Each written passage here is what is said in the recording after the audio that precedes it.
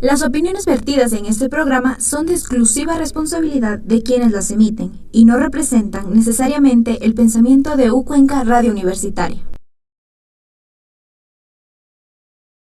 Aquí entre nos, salud mental sin enredos.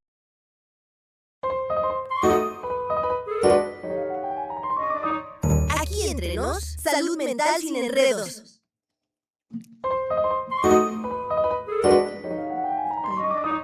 Aquí entre nos, salud mental sin enredos. Bienvenidos el día de hoy a un nuevo episodio de Psicología al Día. En este espacio hablamos sobre diferentes trastornos psicológicos y para comprenderlos de mejor manera. Eliminaremos algunos mitos el día de hoy con nuestras invitadas. Vamos a hablar hoy de un tema muy frecuente que se suele confundir, que es la fobia social. Normalmente se confunde mucho con lo que es la timidez y o también se le puede llamar trastorno de la ansiedad social. Para ello nos acompaña el día de hoy la psicóloga clínica Girbana Zambrano para resolvernos unas dudas y explicarnos un poco del tema. También contamos con el testimonio de un paciente que nos ayudará el día de hoy para comprender un poco de cómo se vive este trastorno. Bienvenidos. Buenas tardes, primeramente muchas gracias por invitarme, soy la psicóloga Girbana Zambrano y la verdad estoy muy agradecida porque me hayan invitado. Igualmente voy a dar según mi profesión y según lo que puedo saber acerca de este trastorno, o al menos esta fobia social, que es muy va mucho más allá de la timidez.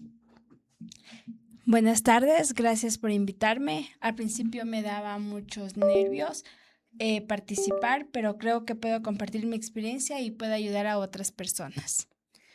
Listo. Antes de comenzar con el diagnóstico, ¿qué tal si nos cuentas un poco de ti? ¿Cuál es tu nombre? ¿A qué te dedicas? ¿Y qué sigues? Tengo 22 años y soy estudiante universitaria. Desde el colegio me costaba mucho hablar frente a otras personas y pensaba que todos me observaban y que cualquier error iba a hacer que se burlaran de mí. Con el tiempo fue empeorando. En la universidad empecé a evitar las exposiciones, dejaba materias cuando había que presentar trabajos y casi no hablaba con mis compañeros. Incluso pedir comidas en restaurante o hacer una llamada me producía mucha ansiedad. Ya, y ahora para indagar un poco sobre el tema, ¿qué sentías físicamente cuando te encontrabas en estas situaciones? Mi corazón latía muy rápido y sentía que me faltaba el aire. Me temblaba la voz y a veces pensaba que iba a desmayarme. Lo único que quería era salir de ahí. Y ahora, licenciada, ¿qué nos podría decir en este caso? ¿Qué diría la psicopatología? Bueno, primeramente quiero aclarar un punto importante que lo que es la fobia social no es lo mismo que la timidez. Y aquí va un punto muy importante. La timidez puede generar incomodidad acerca de muchas cosas, como el hecho de tal vez estar solo incómodo, no como tal sentir algo más. Pero ¿qué pasa con la fobia social? Que es un miedo intenso, persistente y que es evaluado negativamente por los demás.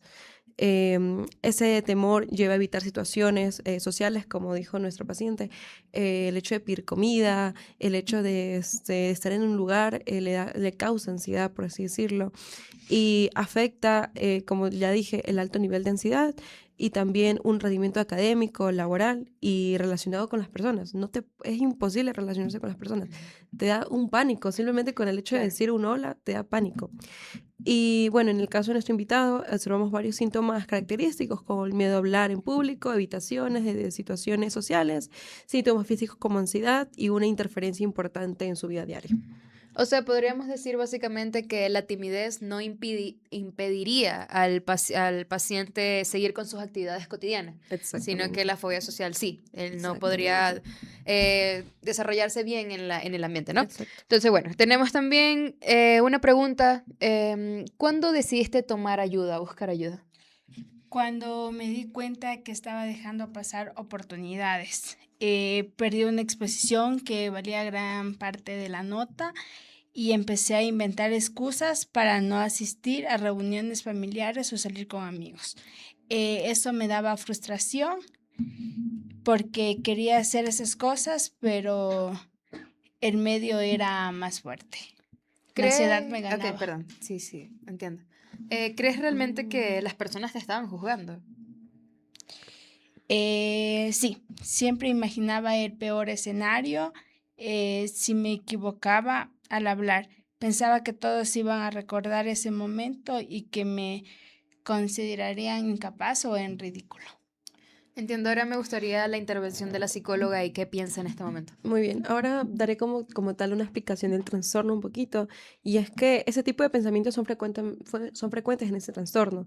La persona suele sobreestimar la posibilidad de ser criticada o humillada y subestima su capacidad de afrontar esas situaciones. O sea, para esta persona es incapaz, o sea, en su mente no existe oportunidad o para ella no existe manera de poder afrontarlo. Ok. Ya.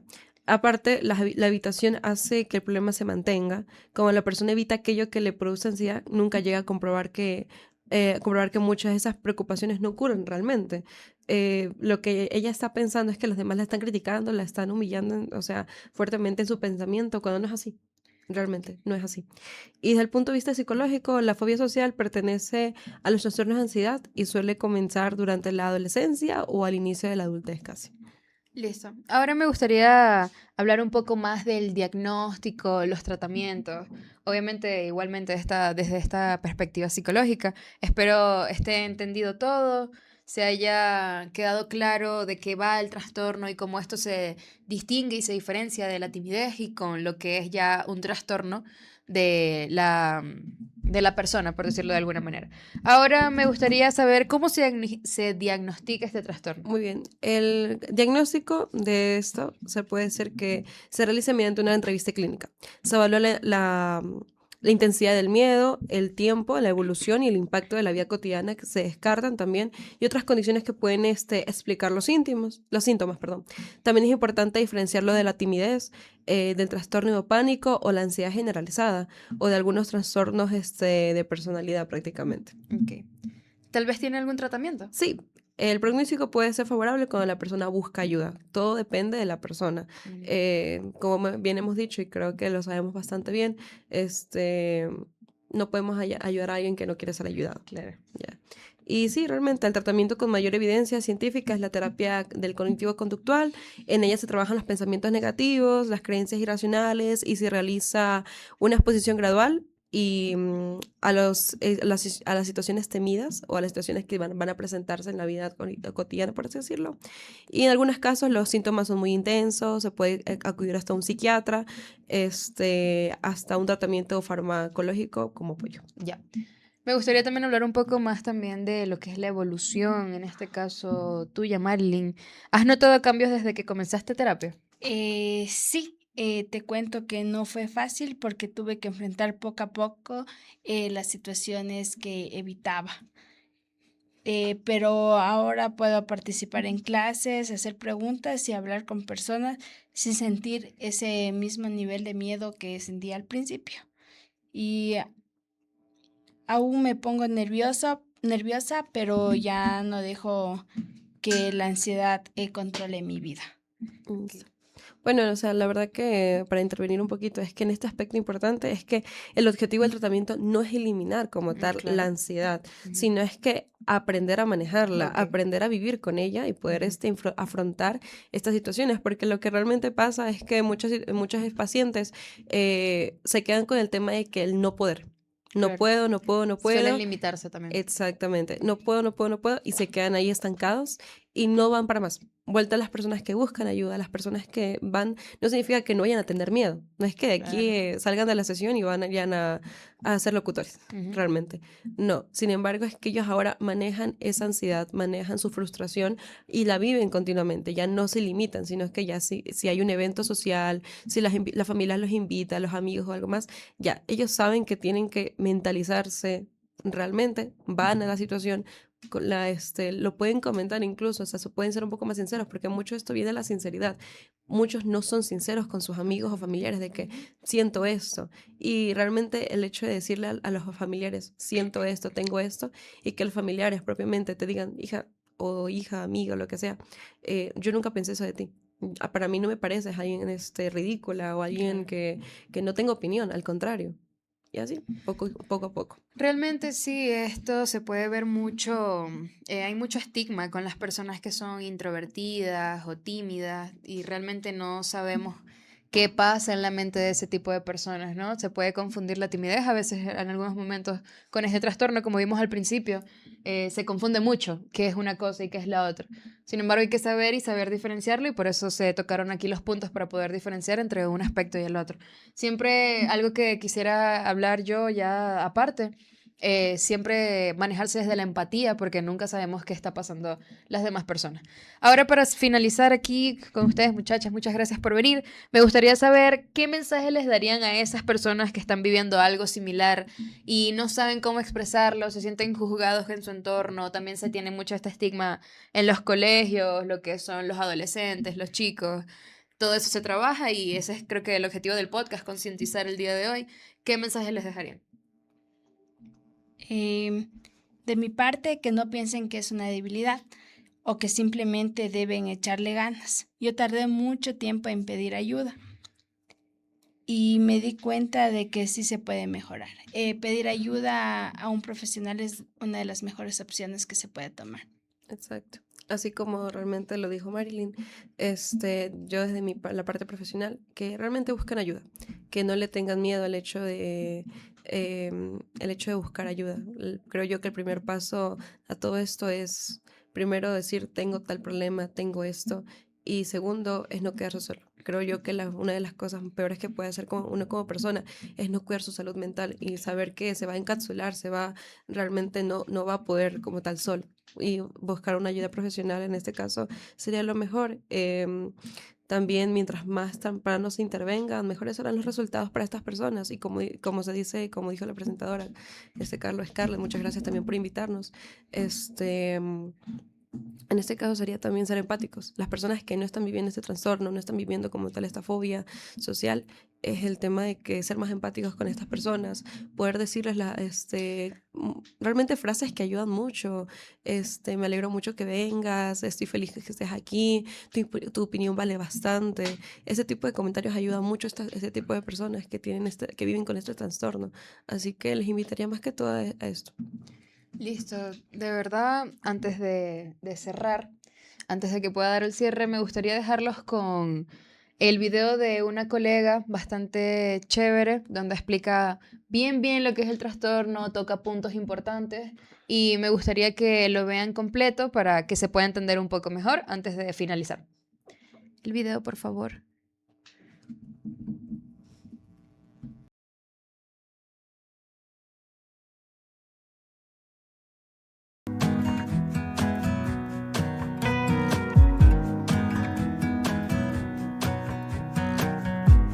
Fobia social. Vamos a preguntar a Marian Rojas si nos puede pasar esto y qué rasgos tiene. Buenos días, Marian. Buenos días, Cristina, ¿cómo estás? Pues es un tema muy interesante la fobia social porque es muy frecuente. Las cifras dicen que entre un 3 y un 13% de la población, o sea que estamos hablando casi que 1 de cada 10, puede tener tema de fobia social. ¿Qué es la fobia social? Pues es un fuerte temor, un temor persistente, que es irracional y que es enorme y es excesivo, que se desencadena por la presencia de una situación social específica. Es decir, te entra un pánico, una sensación de ansiedad, de angustia brutal cuando te relacionas con ciertas personas por el temor a ser observado y juzgado por los demás. Entonces, claro, ¿qué sucede con la fobia social? Que evitas situaciones sociales. Este es el problema, ¿no? Es decir, por algo, entraremos las causas, por algo que sucedió, de repente no quieres relacionarte con gente, no quieres hablar en público, no quieres que te pregunten en clase, no quieres que tu jefe de repente te diga que digas unas palabras delante de todo el departamento. Todo lo que requiere verte con alguna persona en particular o en algunas situaciones sociales, pues ser una boda, un bautizo, lo que sea, te genera una ansiedad anticipatoria por el miedo a que estés en esa situación y te observen, te juzguen, te humillen y no lo puedas controlar. Entonces, esa ansiedad anticipatoria es tan inmensa, el miedo es tan grande que evitas eso a toda costa. Entonces, la fobia social típica. Sí, sí. Entonces, claro, son personas que en cierto sentido están como discapacitadas para acudir a un cóctel, para tener un agrado en un encuentro masivo, para acudir a un meeting o una manifestación, todo esto lo evitan. bueno, sobre todo es porque es una persona que intenta tener una vida normal y adaptada en todas las circunstancias de su vida, pero cuando tiene que hacer algunos actos sociales, esa persona se bloquea antes, y entonces eso le impide pues hacer vida normal, social. Es decir, no quiero ir a este cumpleaños, no quiero ir a este lugar. Suele empezar en la adolescencia y suele surgir en gente tímida. Es decir, la timidez y la fobia social van muy unidas de la mano. Una persona que es tímida y entonces que le cuestan las relaciones, y de repente estoy pensando en una paciente que vi hace unas semanas que toda la vida ha sido muy tímida y ha desarrollado en los últimos años una fobia social, pero hay un punto de inflexión, y es que un día, pues primer trabajo, llega todo el departamento en la empresa y de repente dicen, bueno, esa es la nueva, di algo de ti, ¿de dónde? Y la otra, que es más tímida, le dio un ataque de ansiedad y se quedó sin hablar, o sea, literalmente perdió el habla. Y entonces el otro, pero el jefe, que debe ser una persona muy expansiva, pero di algo, que estamos aquí todos para tratarte bien. Y la otra se quería morir, la otra quería morirse. Entonces al día siguiente dijo, yo dejo de trabajar. Entonces le dijo a su padre, yo mañana no vuelvo, porque el jefe me hace hablar en público, me hace hablar delante de todo el mundo, hablar sobre mí encima, que esto ya es, porque para una persona con este tema, lo peor es que te juzguen a ti por tu comportamiento, tu forma de ser, tu físico o tu forma de reaccionar. Entonces no quería ir. Entonces, bueno, el padre pidió cita, ¿no? en un psiquiatra, la estuvieron ayudando, pero diferente a lo largo de la vida ha vuelto a recaer, ¿no? Pues por diferentes circunstancias. Son más sensibles a la opinión de los demás. Entonces, son gente que en general tiene que trabajar su sensibilidad, porque perciben amenaza en cosas que a veces no hay. Seguro que voy a este sitio y me pasa que tengo que decir esto, alguien me ve, me hacen esta pregunta sobre este tema de mi vida, ¿no? Pensó el otro día una paciente que ha suspendido las oposiciones y entonces es muy tímida y tiene ataques de ansiedad a veces en situaciones sociales. Y esto entiendo que se afronta como cualquier fobia con un tratamiento conductista, o sea, de exposición paulatina a situaciones sociales de pequeñas a más grandes. ¿Ese sería el tratamiento? Bueno, eso siempre ha ayudado en este tipo de situaciones, como todas las fobias. Yo suelo trabajar primero ver cuál fue, o sea, ver dos cosas. La primera es la personalidad, es decir, si existe una personalidad insegura, baja autoestima, timidez exagerada, y la segunda, si hubo 1, 2, 3 desencadenantes en algún momento de la vida. Y voy a esos desencadenantes, los desbloqueo con la técnica que ya he contado varias veces del MDR, que es muy práctica para los temas de ansiedad, y entonces a raíz de eso empiezo a desactivar momentos angustiosos. Es decir, yo suelo poner en una escala al paciente que me diga, pues de 0 a 10 situaciones que le producen 10 de angustia y un 3, un 4, un 5, y entonces empezamos a sentirnos cómodos en la de 3. Luego en la de 4, y con una mensajería mental en la que yo me voy hablando bien, ¿no? Voy diciendo, oye, esto lo voy a conseguir, porque la fobia social, esto es un tema importante, Cristina, va muy asociada a un discurso mental muy negativo. Seguro que te vuelve a pasar, seguro que te juzgan, no vas a ser lo suficiente, te vas a bloquear. Y entonces la predisposición negativa a una situación influye poderosamente en el resultado, porque nuestro cerebro en las situaciones previas activas partes de su cerebro para que esto suceda. Entonces, cuando tú vas en modo malo, al cerebro es mucho más fácil que todo salga en malo. O sea, hoy en día tenemos clarísimo y sabemos que cuando la voz interior es mala, esto influye poderosamente en cómo nos tratamos y cómo pensamos que los demás nos tratan. Si yo me trato mal, interpreto, esto está científicamente demostrado, que los demás me tratan peor. Por lo tanto, esa situación que puede ser neutra, yo estoy absolutamente convencida que va a ser negativa para mí. Por otro lado, tenemos que saber que a medida que nosotros vamos superándolo, yo hay a veces que a esas personas les acompaño con un poquito de medicación. Es decir, situaciones que han sido o que son especialmente, pues estoy pensando hace poco en una boda, el padre que tiene fobia social tenía que decir unas palabras en la boda por un tema, y entonces, bueno, pues dar un poquito, a veces hay que dar medicación ansiolítica pura y a veces incluso algunos bloqueadores de las taquicardias, como pueden ser el Sumial, ayuda a que en esa situación no te bloquees, porque una de las cosas que pasa es que cuando tú empiezas a notar la taquicardia, la sudoración, el cambio de temperatura, esa sensación física previa a la mental, porque tu cuerpo a veces oye antes que tu mente el miedo que tienes, pues al activar toda esa cascada física, la mente empieza a bloquearse muchísimo y las sensaciones de gran angustia. Y luego tenemos que tener en cuenta una cosa, Cristina, y es que muchas de estas personas, con tal de evitar ese malestar, empiezan a beber alcohol, porque el alcohol desinhibe. Uy, esto está generalizadísimo. Hay gente que realmente asocia cualquier encuentro grupal con una copa. Totalmente. Entonces dice, bueno, yo me tomo una copa antes, esto es un clásico, y entonces así lo gestiono, ¿no? Yo tengo que decir unas palabras, yo tengo que, lo que sea, ¿no? Y entonces, ¿qué pasa? Que mucho consumo perjudicial de alcohol, a veces hay que tener en cuenta que debajo hay un tema de timidez exagerada o de trastorno de personalidad evitativo, como se llama en psiquiatría y en psicología, o en una fobia social, en una angustia, entonces te tomas el alcohol. Y entonces hay que tener cuidado porque hay muchas personas que en este entorno de repente empiezan a beber alcohol y entonces ese consumo luego es peor porque, claro, esa desinhibición no es natural. Entonces tú ves ahí algo raro y luego viene el bajón post y la persona se siente culpable porque dice, yo he dicho cosas que no debería haber dicho.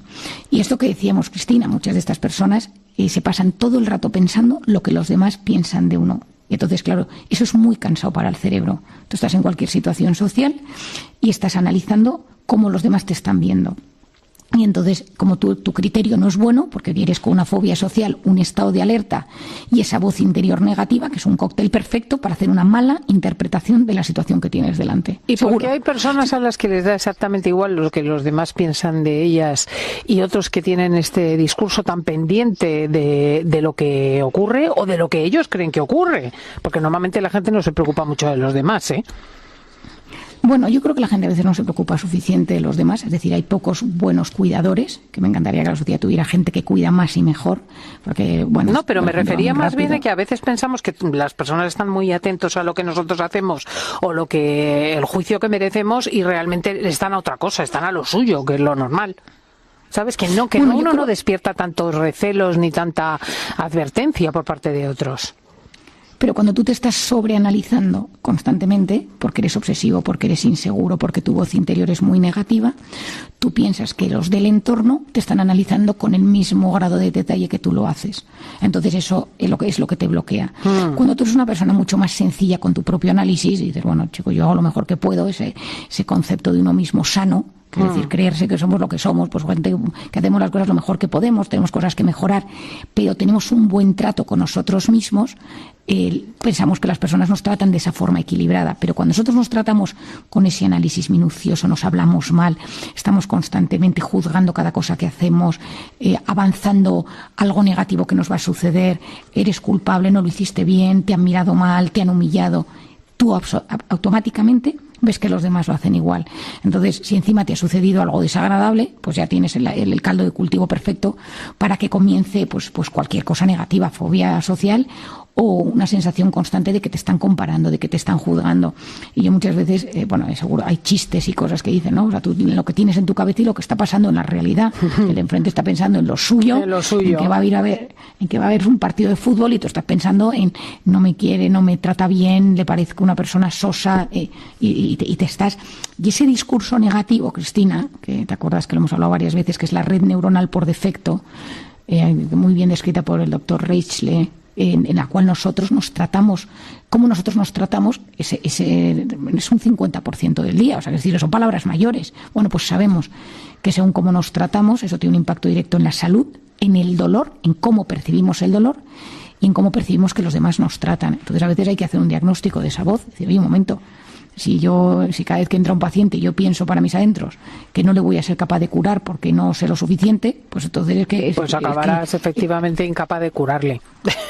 Y a veces hay que investigar si hay una causa o si es un tema de personalidad o es por un desgaste de uno mismo, que uno está agotado por la propia vida y de repente, cuando uno está muy cansado, muy saturado, Cristina, y esto también se lo digo a nuestros oyentes porque a veces llegamos a épocas del año muy, muy cansados y saturados, es como una cascada de pensamientos negativos donde nos empezamos a tratar peor. Y ojo con hacerle demasiado caso a esa voz interior porque nos perjudica mucho.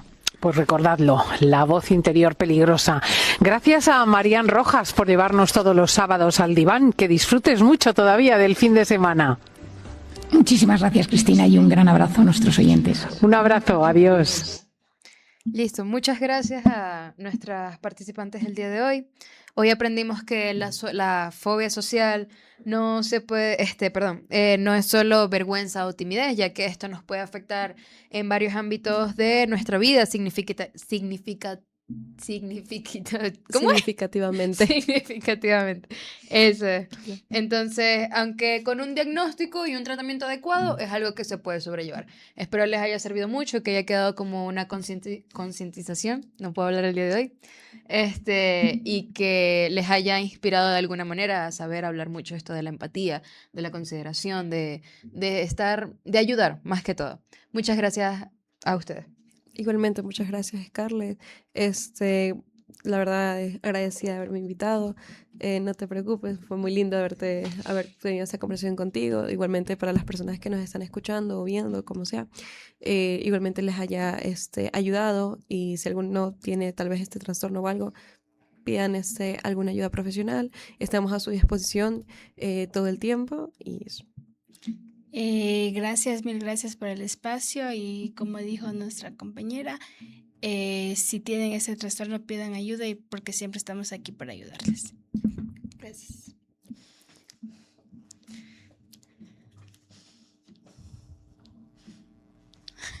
Aquí termina la transmisión. Yo me encargo de este enredo. Bye bye.